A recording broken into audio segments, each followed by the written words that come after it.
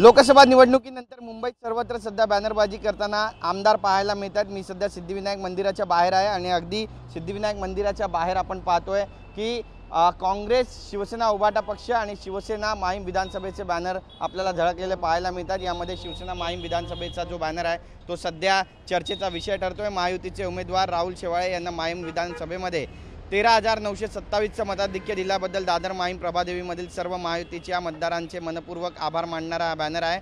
त्यासोबतच अनिल देसाई यांना पडलेली 55,193 मतं आणि त्यासोबतच राहुल शेवाळे यांना या मतदारसंघातून पडलेली 69,120 मतं याचा देखील लेखाजोखा या ठिकाणी समाधान सदा सरवणकर यांनी या ठिकाणी दिलेला आहे। आपण पाहतोय की इथून सदा सरवणकर हे शिवसेनेचे आमदार आहेत आणि भविष्यातही आपणच आमदार राहू अशी चर्चा सुद्धा ते कार्यकर्त्यांसोबत करताना पाहायला मिळालेले आहेत। सगळ्यात महत्त्वाचं म्हणजे ज्यांच्या मतदारसंघातून जास्त मतं मिळालेत त्यांचे बॅनर या ठिकाणी झळकत आहेत। मग ज्यांना कमी मतं मिळालेत आणि ज्यांच्यामुळे हे उमेदवार हरलेले आहेत त्यांचे बॅनर आता लावले जाणार आहेत का असा सवाल सुद्धा जनता विचारते। आपण पाहतोय याच्या अगदी बाजूलाच अनिल देसाई यांच्यासुद्धा दक्षिण मुंबई मध्यचे खासदारपदी निवड झाल्याचा बॅनर झळकताना पाहायला मिळतो। त्यासोबतच मुंबई युवक काँग्रेसकडून देखील वर्षा गायकवाड, अनिल देसाई, अरविंद सावंत आणि संजय दिना पाटील यांचे आभार मानणारे बॅनर, नवनियुक्त खासदारांचे हार्दिक अभिनंदन करणारे जे बॅनर आहेत ते या ठिकाणी झळकताना आपल्याला पाहायला मिळतात। तर संपूर्ण मुंबईभर सध्या बॅनरबाजी सुरू आहेत आणि प्रत्येक आमदार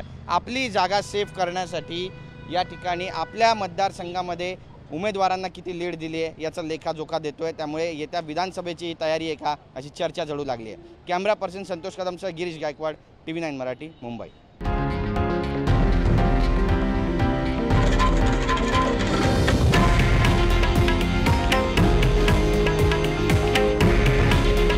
हे आहे देशातील नंबर 1 न्यूज नेटवर्क आणि आपण पाहत आहात TV9 मराठी।